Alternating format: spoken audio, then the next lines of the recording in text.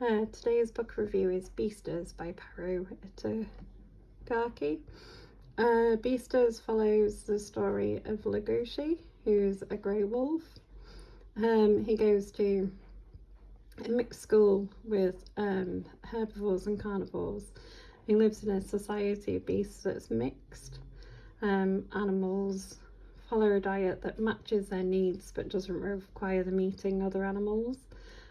He starts to develop throughout his school career a relationship with a rabbit called and that sort of focuses part of the story is them forming a relationship across the boundary that maybe shouldn't be crossed, you know, a large carnivore and a herbivore together, and what that means in terms of their relationship.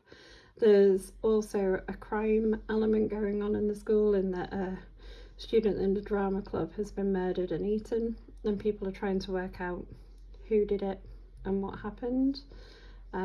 There's whole other scenes in this as it goes through of like varying kind of gangsters of different animals.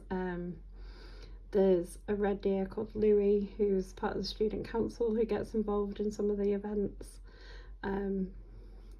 It's a marvellous collection of interesting characters, and it's quite interesting to see how their society works and how they try and make it work, but it's kind of also teetering on a cliff edge of what would happen if these carnivores decided to give in to their animal instincts and eat one of their fellow citizens.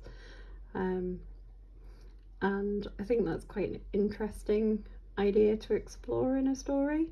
There's quite a lot of nuance to this story as well as you go through, so you get really involved in the characters, but you also have quite a multi-layered, very fascinating story about all of their relationships and their interactions with each other and what is going on in the sort of wider context of the society as a whole. Definitely a great series to read. It's not a super long manga series either, so it wraps up